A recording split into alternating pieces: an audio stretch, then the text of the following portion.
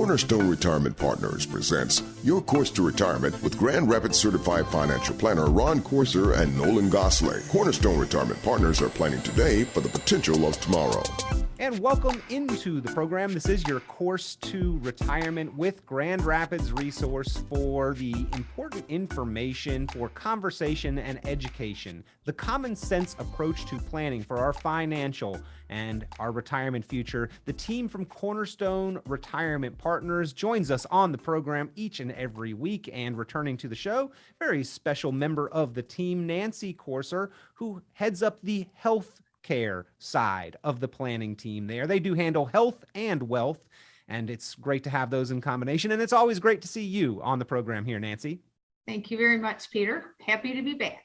Yeah, and we're going to be talking about that very important topic for seniors and retirees, Medicare, on today's program. Ladies and gentlemen, if you have any questions about your coverage, if you are turning 65 anytime in the near future, perk up your ears. If you're able to, take some notes. We're going to cover some great information. And as always, if you need a personal guide and resource, you can call Nancy and the team there at Cornerstone Retirement Partners at 616-301-2581, 616-301-2581. So Nancy, I've got to be honest, I still get the terms confused from time to time. Medicare, Medicaid, I guess we can take the medi part out of it. It's about medical care, but care is when we are just doing routine care on an ongoing basis. Aid, Medicaid, is when we really need some aid, help, and assistance, usually in the later years, correct? Correct. I think that's a good way to begin to explain it. And I would also tell you that on the Medicaid side of things, it generally is a result of an individual's income. So a person whose income falls within guidelines in the state of Michigan, as well as the federal government's program, they may be eligible for different types of programs. And those folks actually are called a dual eligible, where they may be entitled to Medicare because they're 65, and the aid part or the Medicaid part because of their income. Most of the clients that we work with are eligible for the Medicare side of things. There are special programs as well as other agencies in our area that really devote their time and attention to the Medicaid component. But an individual that's turning 65 or first eligible, as long as they've worked at least 10 years or more and been paying into the system, and the system is a Medicare tax, it is a payroll tax, that over the course of time, if it accumulates to 10 years, which is about 40 credits, they become eligible for Medicare. If an individual has not worked, and every once in a while I'll have a spouse who has stayed at home, they do become eligible for their Medicare based on their spouse's work record. So they too are eligible at 65, or again, first eligible. And when we say first eligible, it's not uncommon for someone to continue to work beyond the age of 65. And we do counsel those people in terms of what might they have to do or not do. And you encourage people to start learning about their Medicare coverage and options a little ahead of time. We're not doing this the day on or the day after we turn 65. We need some lead time in order to make informed decisions at 65, correct? Correct. In fact, I would recommend even a year in advance, but otherwise at a minimum 6 months in advance of when you're looking at taking your Medicare. So if you are 65 and it makes sense, and again, we provide all of that guidance because some people are working, we've got a different set of rules. But if a person is 65 and looking to take their Medicare, getting started in advance allows them to get educated about what really Medicare is, all those parts, and then they can look at their supplemental options and give themselves some time to do some analysis, talk with their friends and their family, do some more reading. Medicare provides a lot of good information available online. I mean, there's just an abundance of information, and having a coach, someone like me, can also help them kind of decipher all of the information that they get bombarded with. But yes, getting started earlier will help them make a real educated decision. And you mentioned married couples where maybe one of the spouses was not in the workforce. I just want to make a little note here because of the way our modern society is. Sometimes there are situations of divorce, even later in life these days. If we had been previously married, but maybe had not been in the workforce, we are still eligible. Kind of the same setup as Social Security, if I understand correctly, right? That is my understanding as well. Correct. If you and it may, again, it's going to go back to the, have you been married at least 10 years to the ex-spouse who paid into the Medicare system? Yes. It's very rare that I run into somebody that hasn't qualified either on their own work record or through a spouse or an ex-spouse or a survived, or even if the spouse had passed away, as long as they had their work record of the 10 years or more. Correct. Well, once again, you want to educate yourself, ladies and gentlemen, well ahead of time, and we will talk about many of the aspects of Medicare on today's program, but these are personal, individual choices and decisions, options that you will have to weigh and evaluate for your specific situation. So that's why you also have the resource of additional education, personally and individually, with Nancy Corser and the team there at Cornerstone Retirement Partners. If you would like to have that conversation, certainly if you are weighing and evaluating your options or in the midst of enrollment or re-enrollment, pick up the phone, give them a call. That is what they are there for. They help assist and serve Grand Rapids area savers, investors, and those who are weighing their Medicare choices, options, and decisions. You can reach them at 616-301-2581, 616-301-2581, 616-301-2581. Nancy, in order to be of as best help as possible, in order to provide education to others, you're not fresh into this. You didn't just start this. You've got 17 years of experience in dealing specifically with Medicare and helping people understand and then elect and select their options. That's correct. 17 years working directly with my husband, Ron. I had worked in corporate America for many years, had an opportunity to come aboard and help him. And it became abundantly clear that many of his clients on the financial side said, Ron, I have all this mail and I'm turning 65 and people are calling me. What should I do? What should I do? And I said, Ron, I think this is an area that I can definitely be of assistance. So before you knew it, it has become my area of expertise. And during these 17 years, I've also developed wonderful relationships with people at Social Security, as well as in the Medicare arena in the event I have questions. So yes, over the last 17 years, I went from a one-woman show and it was me doing it all. And now I'm able to say that I do have two other team members that are able to assist, one in the same way that I do. She also is another advisor. She came aboard a little more than a year ago. And I have a new administrative person that's also helping. So we are not a one and done. Sometimes people will tell me that an agent or an advisor like myself helped them, but then they never heard from them again. And that is one of the things that makes us very different, is we will have as much or as little contact as you want. There is never a charge for our services, as we are compensated by the insurance company. But during open enrollment tends to be the time of the year, which is coming up in October, that many of our clients will want to talk further about their plans and potentially make changes.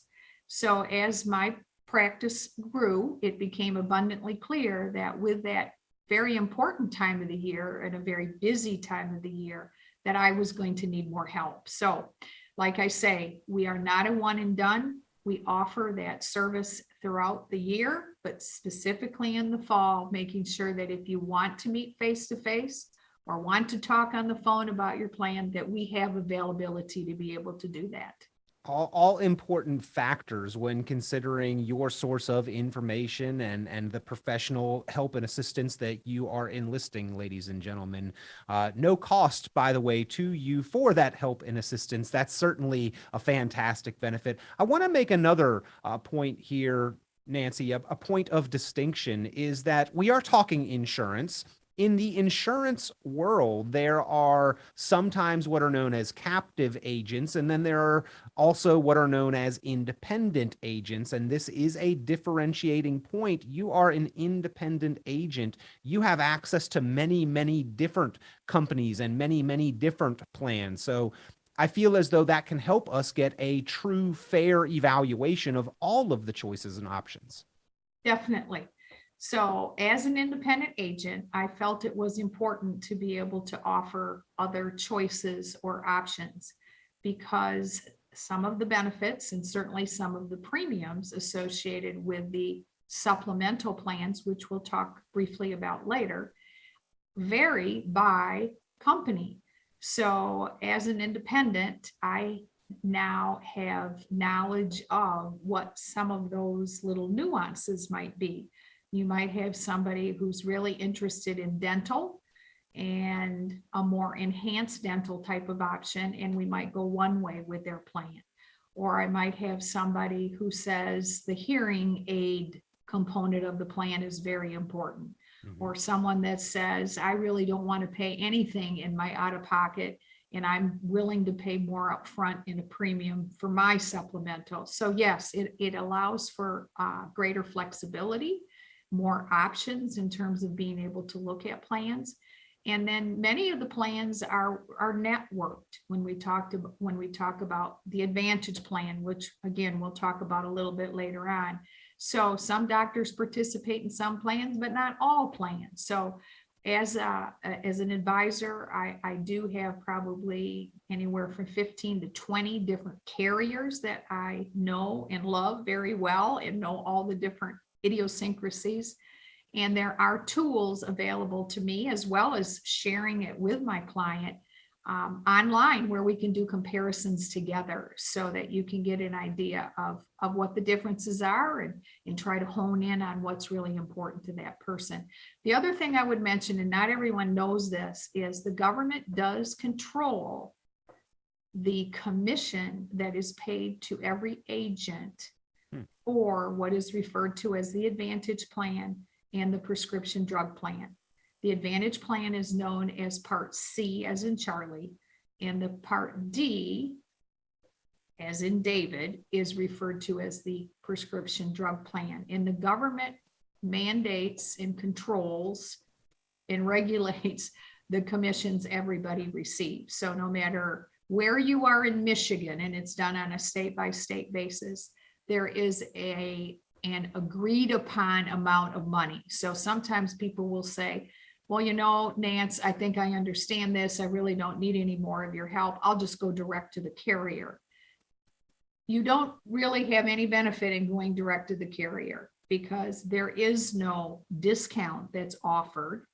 Even though, yes, I'm receiving a commission, that's all built into the plan. And the downside to something like that is when open enrollment comes, or if you have any questions on your plan, you're not going to have a go-to person. So again, I think that's the value of having an agent and having somebody who knows all the different plans and is familiar with your particular story, rather than having to pick up the phone and call the insurance company. So certainly always the option of the client, that I understand, but you wouldn't want to go direct to the carrier thinking that you're going to get a discount, because the quoting that I have for you, the client, is the very same that the insurance company is going to give you. There's no difference. Well, plus going back to the variety of choices and options, the spectrum of tools that you have. If you go direct to the carrier, you are limiting that. It's only what they offer. Whereas with an independent agent like yourself, you've got the resources and access to all of the carrier choices and options that are available that you have available. And I think that's, again, very important. I've heard the saying before, kind of crude here, but people don't care what you know until they know that you care. And Nancy, great introduction to who you are and what you are all about and why there is value there. But let's get down to brass tacks here and the real information about Medicare. Why is it so complicated? You mentioned all the mail that we get, and I don't think that serves to help us to uncomplicate things by any stretch, but this just seems so complicated with original, advantage, supplemental, drug, A, B, C, D, every letter of the alphabet. How do we uncomplicate and begin to better understand this system? Certainly. Medicare has been around since 1965, and it started with A and B. We didn't have a C and a D. So I guess we could say it wasn't super complicated back then. But over the course of time, as they've added to it with Part C and Part D, you have to almost take them individually, and that's exactly what we do. And look at Part A as the hospitalization, and Part B as the medical services. And that's what now constitutes original Medicare. I think part of the complication is also that it is a government program. We have a tendency to look at some of our programs, and they're not always very efficient, and they're not always very streamlined in terms of processes and understanding.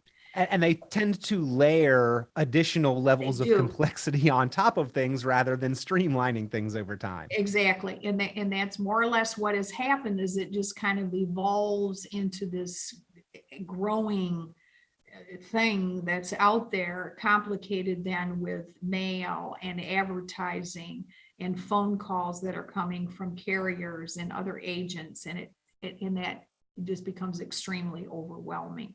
But I think if you look at it in terms of first starting with the letters of the alphabet, knowing that Part A is the hospital and Part B are the medical services, that's a good place to start. Knowing that Part A, as long as you've worked those 10 years, there is no premium assigned, but there is a lot of out of pocket. So many people have had a group plan in the past. They know that they often paid a premium. There weren't few employers that paid for the whole thing, but most of us had some kind of premium. And then we also had things like deductibles and co-pays and co-insurance. Well, that still exists with Medicare. So if we go back to our Part A has a deductible, and every year it changes. This year it's almost $1,600. It's exactly $1,556 this year. And every year it does tend to go up.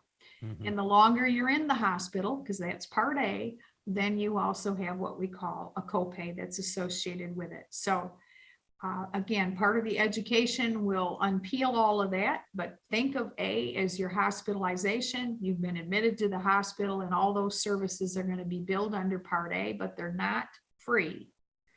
Then we have Part B, and Part B is something everybody pays for unless you're on Medicaid. And again, we're talking about Medicare.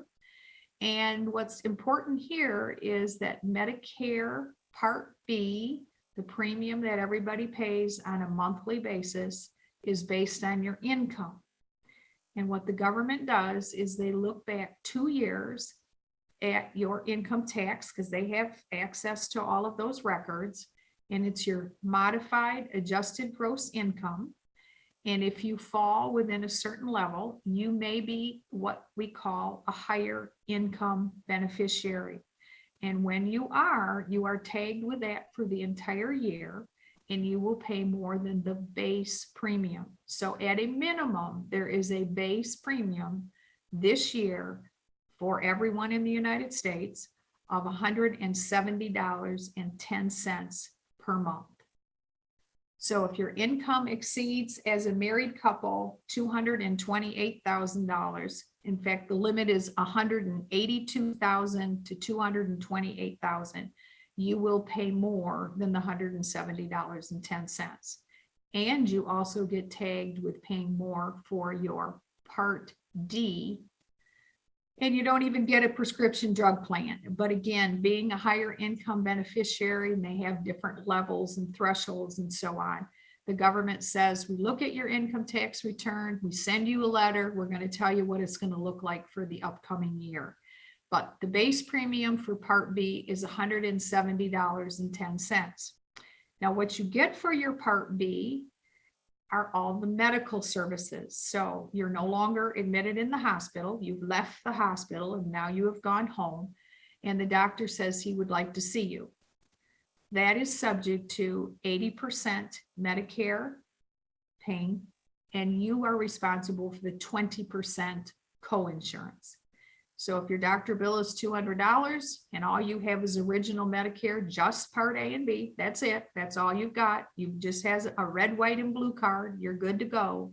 You will pay 20% of the $200 or $40. So think of the Part B as Medicare pays 80% and you pay 20%. Without going into a lot of detail, just keep in mind, Medicare does do a really good job of including most of the major services that you and I would think of. You know, if we needed a hospitalization, if we needed physical therapy, if we had to take an ambulance ride. I mean, they really do have a good comprehensive medical plan that overall they really exclude very little. I mean, we can talk about that too. Yes, there are some exclusions, but as far as a plan is concerned, it's a good plan. You know, you've worked all these years. Yes, you've had group insurance. Most people are pleasantly surprised, certainly if they've been paying a big premium on a group plan and they realize it's $170.10, okay? That could be a real bonus to a lot of people. And then when they look at the coverage, for the most part, they say this is pretty good. By the same token, let's not say the vast majority, let's say many people, certainly when they come and see us, we do talk to them about adding additional insurance. And that additional insurance is sometimes called supplemental, sometimes called add-on. And the overall idea here is that if you take original Medicare, which does have out-of-pocket expenses, as I've described, you want to look for a way to minimize your risk. You want to look for a way to fill in the gaps of what Medicare doesn't pay for. So that's where we as the agent can really help the individual. Now, as an organization and my team, I do help on the front end with Medicare. So let me put in a little bonus there, which is the following. Many people have not a clue how to even go about signing up for their Medicare. So here's a little tip. If you are on Social Security today and you are getting ready to turn 65, the government will send you your card 3 months, sometimes even 4 months in advance of your effective date. So if your effective date is out there in December, you're going to be receiving your card the latter part of August or September, and it will come generally in a white or a brown envelope. It may look like junk mail because remember, you've been getting all this mail and you're like, wow, I don't even want any more. So make sure you take a good look at that because your card is going to be in that envelope and it will have your name on it and it will have Medicare Part A and Part B and it will have an identifying number unique to you. So be on the lookout for that. For those people that are not on Social Security but want to evaluate whether they should take their Medicare, we go the step further by helping people enroll online in their Medicare. So we have Social Security and we have Medicare.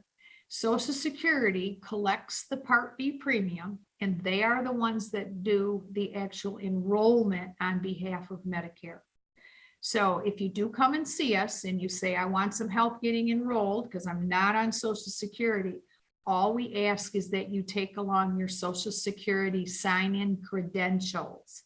So that's generally your sign-on and your password, and we can help you. You can't do anything until 3 months prior to your effective date. However, Nancy, even if we are already on Social Security and the government does that automatic version of the enrollment, that does not mean that that is all of the coverage that we need and that we're all wrapped up and with a pretty bow taken care of. We may still want to explore the options that go above and beyond what the government automatically enrolls us in, correct?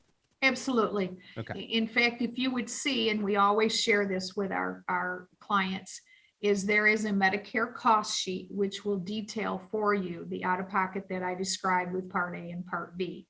And when you take a look at it, there is an element of risk there. I mean, if you were going to go to the hospital and pay almost $1,600 for an admittance, what we show you is that there is another option, and that's the supplemental, where you're given one of two options. One is called the Medicare Advantage plan, and the other is called a Medigap plan. So the idea being that I would strongly recommend that everybody look at how they can plug the gaps and minimize the risk associated with original Medicare. Again, it does a good job, but when you take a really good look at what you could be responsible for, and then look at the other supplemental plans or health insurance plans, you find that they do a really nice job of plugging the gaps. So that Advantage plan that I made reference to, if I use the hospital as an example, if you just had original Medicare, you could have a bill for the first day that you were there. It's based on a 60-day window. So you're there only one day as an admitted patient. You pay almost $1,600. That's a lot of money. But if I show you a supplemental plan, that supplemental plan will either pay the whole $1,600, or it will break the $1,600 down into an increment of approximately $300 a day for perhaps the first 5 or 6 days. So if you're there one day, it's a whole lot better to pay $300 with some premium. And again, yes, that gets added on to the $170.10. But Peter, believe it or not, there are many plans in our area as well as throughout the United States that are called a Medicare Advantage plan that have no premium.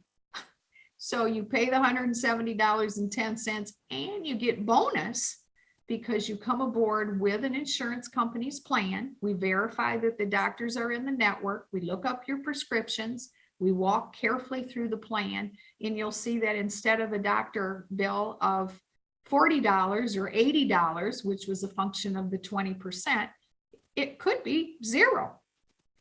Fantastic. We want to learn more about that. You mentioned some of the things that were not covered, some of the exclusions. We want to figure out how to have the most comprehensive medical coverage and medical expense protection, and of course, pay the least out of pocket for it. So when we come back after the break, we're going to continue this important discussion, ladies and gentlemen, with Nancy Courser, the healthcare resource there at Cornerstone Retirement Partners. Her and her team help with all aspects of your ongoing healthcare related expense protection and coverage, and of course, teaming up under one roof with the Wealth Care, the team with Ron and Nolan looking after your financial investment and retirement planning. Of course, the Medicare coverage and long-term care, another aspect, must be included in that conversation. We'll talk about all of that when we come back. Much more information here with Nancy Courser. Don't go anywhere, ladies and gentlemen. In the meantime, if you do have questions, or if you would like a guide, a personal resource to help you through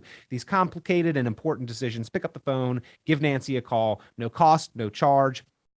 616-301-2581, 616-301-2581, the number to reach Nancy Courser there at Cornerstone Retirement Partners, 616-301-2581. Quick break. We'll be right back with more on your course to retirement.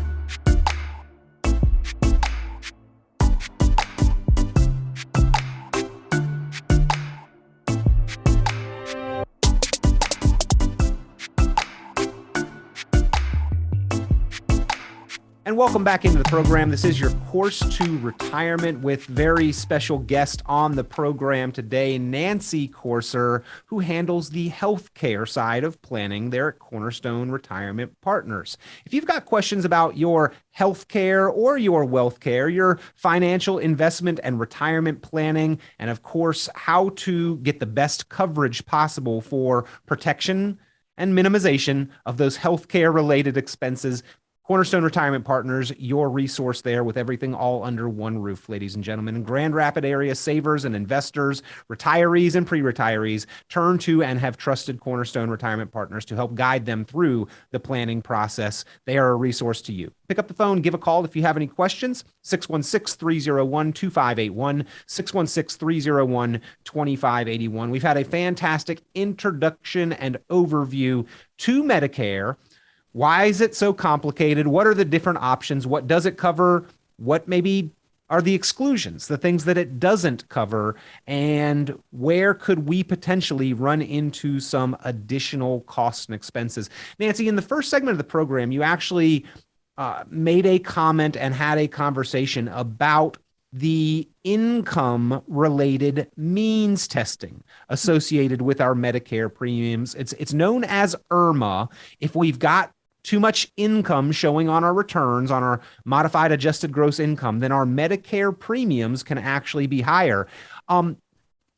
Just another one of the reasons why I think it's so valuable that you and your team work hand in hand with the financial coordination that your husband, Ron, Corser, CFP, and Nolan do on the wealth side, is that these things do impact, interplay, and affect each other, don't they? Absolutely. Sometimes I meet with people and they had no idea that it was income related. So we meet with people certainly in their 60s, more the Ron and Nolan side, and they begin to kind of position them for the possibilities of, look at when you turn 65 in 4 or 5 years, if you leave your income and your 401k and your IRAs and all the things that they do in the way that it currently is looking, you're going to find yourself at a second or a third tier. So Ron and I personally have over the last 4 or 5 years looked at how it's going to impact our Medicare. So Ron is on Medicare, and I am now too, believe it or not, but we have really made a conscious effort in advance, working, of course, the financial side of things, saying, what can we do to make sure that we can take advantage of the first or the second or the third tier or wherever we are in the grand scheme of things. But yes, absolutely, Peter. It's a really important aspect of the financial planning. Well, I like it, Nancy. I don't want to take advice on how to do something from somebody who's never done it before. So been there, done that. You're utilizing it yourself as well as Ron. And I'm sure that you held his hand and helped him through his choices and decisions there as well. Maybe not the only place you do that for him. So let's talk a little bit more about how to get the most comprehensive coverage, the best bang for our buck. Where are there limits, limitations, exclusions, items that are not covered, and how do we get them covered? So what do we need to know about where we may run into additional expenses, Nancy, and how to address those? Okay. So, Peter, we really try to do a good job on the front end of getting to know the client in terms of what's important to them or not. Technically, the first time we meet, we're not allowed to ask any health questions at all. But often throughout the course of conversation, we are able to glean information about that client. Now that's a very interesting comment. You're talking about healthcare protection and coverage, not allowed to ask healthcare and health specific related questions. Why in the world would that be? Well, and keep in mind, it is only the first time. So Okay. What the government basically says is when you come aboard the first time or when you're first eligible after you've left your employment, you are allowed what we call guarantee issue. There is no pre-existing condition that will be applied either to your Medicare, original Medicare, so no pre-existing conditions there. And then when we talk about adding to that with additional plans, the Medigap plan is a private insurance company plan. That is one of the health insurance options for filling the gaps. The government and the private insurance company have said we will not take into consideration any pre-existing conditions only the first time. It's our free pass opportunity. That is your free pass. Now, what's to be made separate here is the Medicare Advantage plan. And I have a diagram when somebody comes in, I always talk about the left side and the right side. My left side of the diagram will show somebody the Medigap. That's an option to plug those gaps and those holes, and then a prescription drug plan. That person has 3 cards in their wallet. On the right-hand side is the Medicare Advantage plan. The Medicare Advantage plan never has any medical underwriting. So no matter what your health condition, you're guaranteed always any acceptance into that plan. So when you talk about exceptions and things to keep in mind, or what's covered or what's not covered, very important in the very beginning, and that's why it's important to work with somebody, is that guarantee issue on the Medigap side. So I may have somebody that comes in who I can tell just with their conversation has got about a lot of medical issues. Okay, let's take somebody on dialysis, and they talk about dialysis, or somebody being treated for cancer and now they're eligible for their Medicare. That's when I really want to make sure that they understand that freebie, that first time, could be very important. And they need to know that, because how awful would it be to not know that you had 2 options, you went with a different option, and then you find out it doesn't pay the way you thought it was going to pay, or you couldn't go see the center where you wanted to be treated. So that's an important element in the very beginning, to understand that you have the guarantee issuance the first time. You get to pick the plan wherever you want to go, no medical questions. And again, you're finding this out not just on that first conversation, but secondary follow-up conversations. You're having to uncover some of that information, and that is why this is more than just a surface level decision or dive in, and why just being automatically enrolled in the baseline plan is oftentimes not the optimal way to go about making this decision. Absolutely. And I mean, other differentiating factors are, again, I kind of use the left side and the right side. So on the left-hand side, the Medigap side, okay, I think of the Medigap as paying more upfront and have virtually no out-of-pocket. But by the same token, what you do not get with the Medigap, and some people absolutely want dental, vision, and hearing. Well, the preventative dental, vision, and hearing is not offered by Medicare at all. Now, why it's not a covered benefit is beyond me. I know they've brought it up in Congress. I hope that eventually we see that as a preventative service, much like we have flu shots and shingle shots and so on. But today it is not. So when I'm talking with someone and they start to talk about, wow, dental is really important to me, I have to let them know that it's not included in the Medigap. Doesn't mean I can't help you with dental, but sometimes people will look at that and they'll say, oh no, I just as soon look at the Medicare Advantage plan. Not only is my premium less, could be 0, right? The big difference between the two, just so that everyone understands, is you do have copays with the Medicare Advantage plan, and you have virtually no copays on the Medigap side. So I look at it and say, do I pay up front for virtually no copays?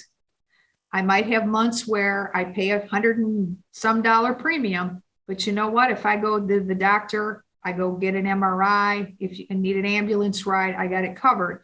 Or do I prefer to look at the Advantage plan, which often for people, they look at it and say, you know, I'm fine paying as I go. It was how I had in my group plan. I knew I had a premium, and the beauty of the plans today is a 0 premium. So as long as you understand that you will pay as you go, they work very, very well. And again, you're trying to understand with your client as you're talking to them, what's more important to you?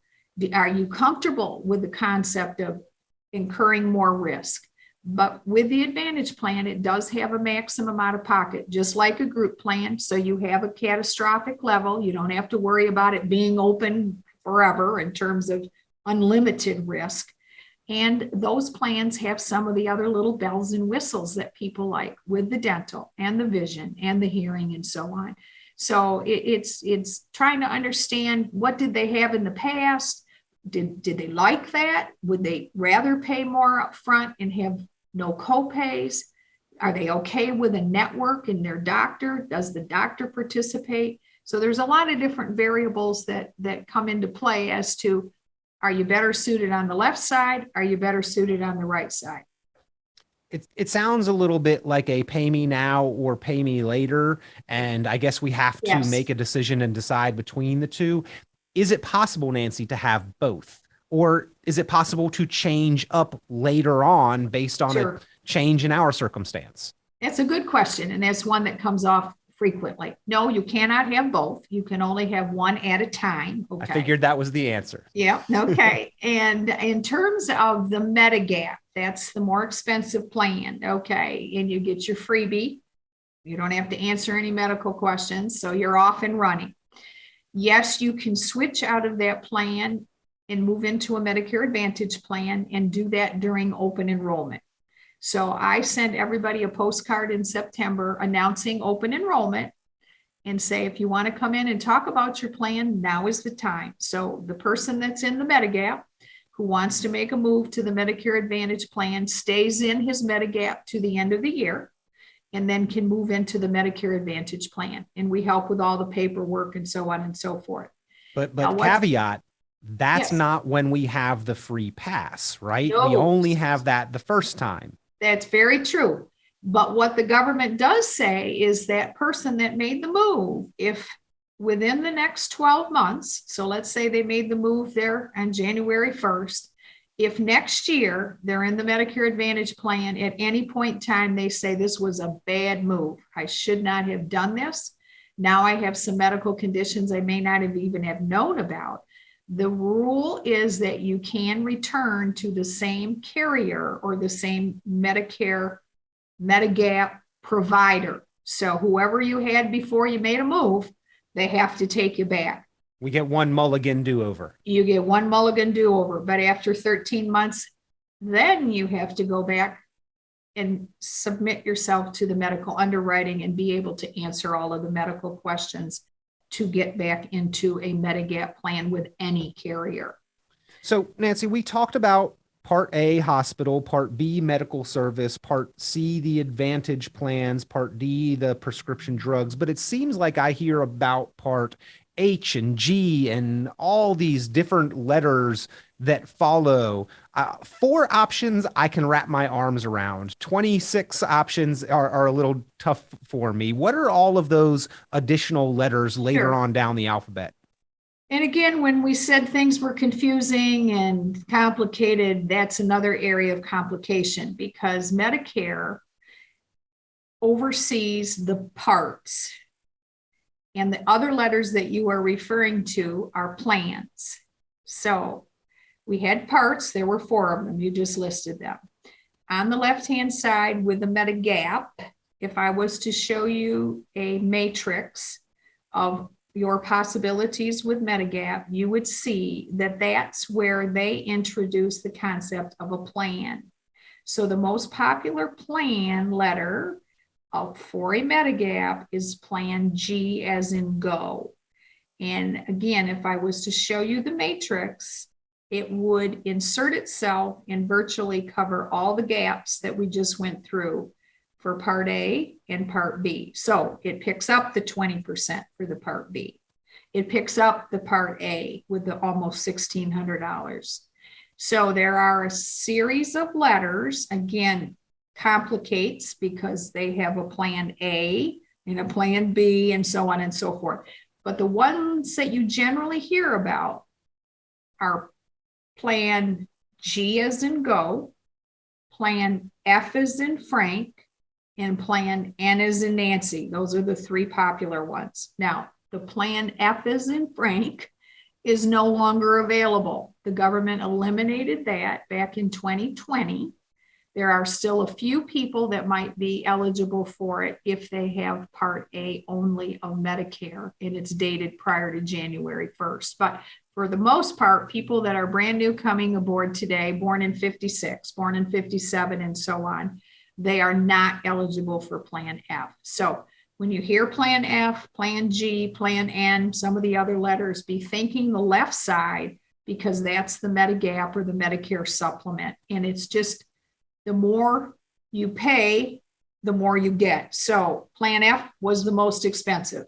Plan G is the next most expensive, so on and so forth. And the more you pay, the more coverage you get to make sure that those gaps are covered. Well, it's good that we do have the parts and the plans in order to help us offset the costs that the parts don't help us cover. I think I'm getting the picture here, but it still seems complicated, and that's why it's good that we have you there as our resource. And ladies and gentlemen, if you've got questions about your different choices and options, the plans, the parts, and everything that goes into your healthcare coverage through Medicare, pick up the phone and give a call. Cornerstone Retirement Partners, Nancy Corser, and the team are there as your resource, individual to help you be guided through the process and understand and educate yourself about all of the choices that you have. 616-301-2581, 616-301-2581, 616-301-2581. Now, Nancy, I know that at age 65, that's when we have the opportunity. Is it mandatory at that point in time? What if I actually like my coverage that I have through work? Is there not a reason to keep it, or is there not an option? Good question. And what I would tell you is you need to understand what you can and cannot do. And that's where we come into play. Okay. So when you turn 65, you should be thinking about, what do I need to do? If you are working for an employer that has 20 or more employees on a group plan, so you've got a group plan, big company, 20 employees or more, you are not required to sign up for Part B as in baby. That's where we have a premium. So you get to avoid the premium. Many people will often be advised to sign up for Part A. Part A is no premium, so that way you're in the system. That can be done either online with Part A only. The downside would be if somebody has an HSA and they want to continue to contribute while they work, they do not want to sign up for Part A, because they'll often read and be told that they should at least do something, even if they don't sign up for Part B, because they don't have to. Many people will stress, oh, well, you need to do something with Part A. Do not do anything with Part A if you want to continue to contribute to an HSA. With an HSA, you have to keep in mind that one day when you do take your Medicare, you must turn off your HSA 6 months prior to when you want to take your Medicare. So that's, again, part of the guidance. When someone comes in and they said, I'm on an HSA, often their journey will include, I'm thinking about retiring on this date. If we start to kind of map it out, you need to stop the HSA, go to the HR department and make sure that they turn it off, because otherwise you're going to potentially have a penalty. So clarification on that point for us, Nancy. My HSA, if I've got one available to me, may already have funds funded and building inside of it. It's the account there that I can basically prepay and save for those medical expenses that may come up. What happens to the money that's already there? So the money is always yours to be used according to the guidelines of qualified expenses. It's just that you no longer can actually contribute and take advantage of that. But that's a good. I know that doesn't apply to everyone, but just personal interest, I guess. No, absolutely. Right. So that's definitely a big factor right there with people that have the HSA. And back to what you said, does everybody have to sign up? The people that do have to sign up, and I have clients like this, if they have an employer plan, they're on a group plan and it's a small firm and it's less than 20 employees, they do have to sign up for Part A and Part B. So what they then have to decide, and again, this is where we will help, is do they keep their group insurance as their secondary? I mean, we haven't even talked about primary and secondary, but there are combinations then of insurance here. So they have to decide whether they're going to keep it or whether they're going to pursue something different. Doesn't that usually tend to cause more problems than it helps. It's not like we get double payments or protection or if we have primary and secondary insurance a lot of times, as I understand it, right? Well, in that example of group insurance, most of the people that I work with that may be working and there's 20 or less, they move away from the group insurance. So again, and everybody's different, but part of what we do here is we always ask, what do you pay today for your insurance? And what does it look like in terms of coverage? And then we can compare it to, if you move to original Medicare plus a supplement, how do we compare the costs and how do we compare the coverage and what makes the most sense? So I have had people that don't really have to move to Medicare, but when they're paying $1,000 a month in premium for their health insurance and they find out that they could only be paying $170.10 and still add a zero premium advantage plan, they're like, oh, well, of course I want to move. So it really is all very individual. I mean, as a very general guideline, if you're working and there's 20 employees or more, you don't have to sign up for Part B. If you don't have an HSA, I do recommend you sign up for Part A. We can help you with that or walk you through that. If there's 20 employees or less, you do have to sign up for Part A and Part B, and you may or may not want to keep your retiree plan.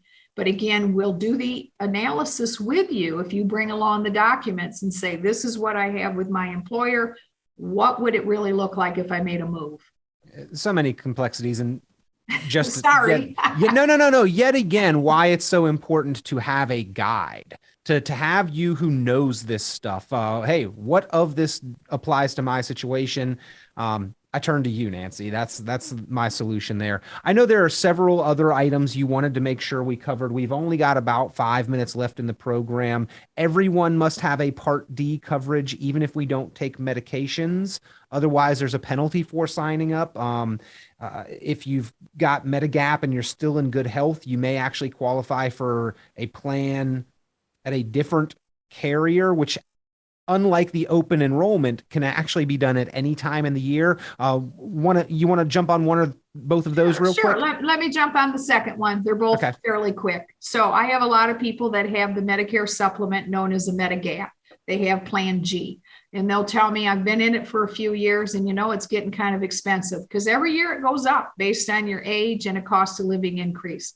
So the recommendation is, rather than waiting for open enrollment when it's so very busy for most of us agents, call us during the year and say, you know what, I want to revisit what I have. You have to be relatively healthy. We will go through a series of questions with you to see if you might qualify. If we think you will, we'll call the carrier. The carrier will call you and they'll go through an assessment. So you can save some money if your health is relatively good and you say, you know what, I wonder what else is out there. You could still have Plan G, you just have a different insurance company. On the Part D, all we want you to know there is I have people who don't take a medication and they're like, wow, you mean I really got to pay for a Part D? If you have a Medigap, you do have to buy a prescription drug plan. The least expensive plan today is $7.50 a month. And it keeps the government from you incurring any kind of future penalty. Consider yourselves lucky, ladies and gentlemen, if you fall into that category. That's right. It's like, I've never gotten into a car accident. Why would I need to buy car insurance? No, you buy the insurance still, and you consider yourself lucky for never having had to use it. So, Nancy, finally, wrapping up here, the commercials that we see on TV. I know there's a lot of questions about those. What's to be made of them? I think what's to be made of them is be careful. If you call them, they are going to ask you a series of questions and you may be misdirected. There is a new guideline coming aboard in October where an agent is going to be letting the caller know that we are going to be taping the conversation because the government has had more complaints than ever before. This is Medicare now. As a result of these ads, people have been misinformed. They have been misdirected. They haven't had an agent on the other end of the phone who has done their due diligence. But the ads are so enticing because it makes it sound like, oh, I should be entitled to something I'm not getting. So now you pick up the phone and you go down a bit of a rabbit hole, and then you get ready to use your plan and it doesn't work. So they are really targeting the Medicare Advantage plan holder, not the Medigap holder, okay? And they are also starting to target just the people that have Part A and Part B, and they've never added anything to it. So you really can only make a change during open enrollment if you're already on Medicare. That's October 15th through December the 7th. If you're coming aboard for the first time, you really should talk to somebody who can guide you through the process rather than trying to work through a call center who knows nothing about Kent County and how we operate in terms of medical facilities and so on. Mm-hmm. Important that you have a resource, ladies and gentlemen, experienced, qualified, knowledgeable, someone who can walk you through the process, help you better understand all of your choices and options, the expenses that are involved, and how you can protect yourself against them to minimize them. That is Nancy Corser there at Cornerstone Retirement Partners. Her and her team can help you with the healthcare, and Ron, her husband, CFP Ron Corser, can help you with the wealth side of planning. Of course, he's got his team as well, and the entire team under one roof, helping to combine the health and the wealth care. Such a valuable resource. Give them a call, 616-301-2581, 616-301-2581. An important conversation. I look forward to it every time that you're on the program, Nancy. You take things at a pace that I think I appreciate because I can understand. So thank you for breaking it down for us and telling us what we need to know and the basics of the Medicare choices and options that we have. Thank you, Peter. Tune into Cornerstone Retirement Partners' full radio program, Your Course to Retirement, Sunday mornings at 9 o'clock at News Radio WOOD, or visit cornerstone-rp.com for many valuable resources, including those mentioned on this show and other great episodes of Your Course to Retirement.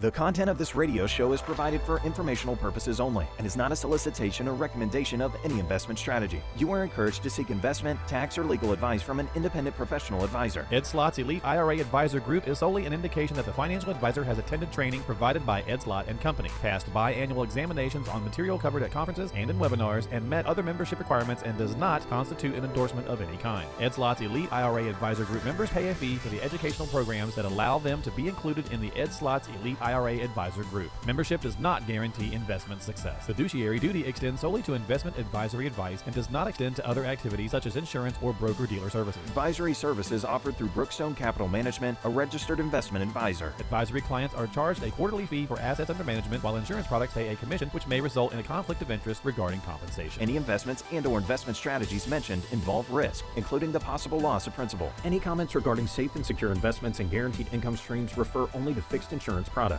They do not refer in any way to securities or investment advisory products. Annuity guarantees are based solely on the financial strength and claims paying ability of the issuing company. Withdrawals or growth from annuities may be taxable as ordinary income in the year it is taken. Individuals should review contracts for specific details of the products featured